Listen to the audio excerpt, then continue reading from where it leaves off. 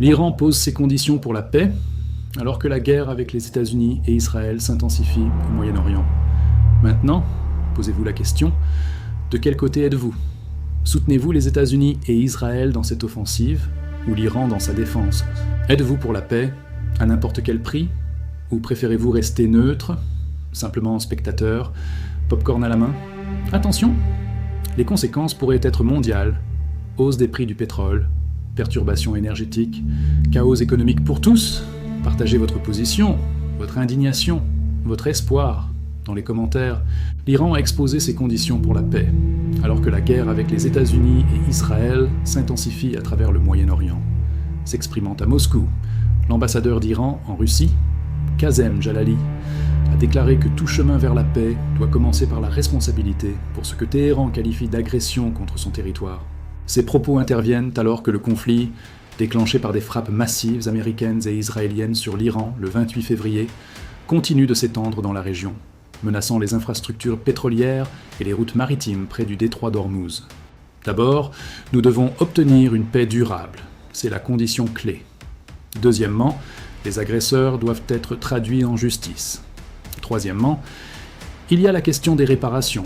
Nous avons perdu des vies, qui ne reviendront pas, mais des réparations doivent être payées pour les destructions causées dans notre pays.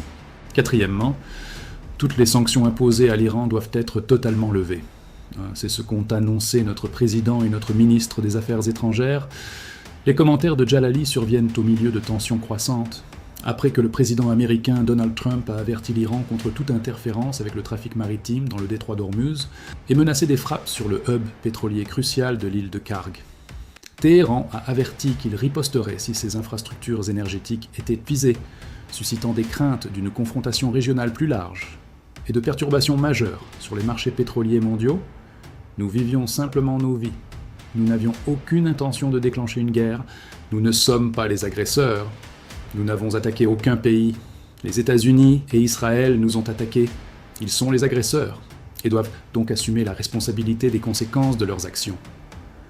L'envoyé iranien a également mis en avant les victimes civiles du conflit, soulignant le coût humain de cette guerre qui s'aggrave. Environ 200 anges, 2 jeunes filles, sont mortes en martyrs. C'est la blessure qui reste dans nos cœurs. Si nous parlons d'une réponse humaine du monde à cet événement, je n'ai aucun espoir. Les propos ont été prononcés lors d'un rassemblement de Ramadan à Moscou, en présence de leaders musulmans russes, où des appels à la solidarité régionale ont également été lancés. Malheureusement, le Ramadan est toujours teinté de tristesse, car nos croyants ne peuvent ne pas entrer dans le 3e lieu saint de l'islam pour prier pleinement et accomplir tous les rituels nécessaires. Suite à l'appel de l'ayatollah Khamenei, cette journée a été déclarée jour de solidarité avec la Palestine et nos frères, alors que les frappes se poursuivent dans la région et que la menace sur les approvisionnements énergétiques grandit. Les exigences iraniennes de justice, de réparation et de levée des sanctions émergent désormais comme les piliers centraux de la position diplomatique de Téhéran, augmentant les enjeux dans un conflit qui ne montre aucun signe de fin prochaine.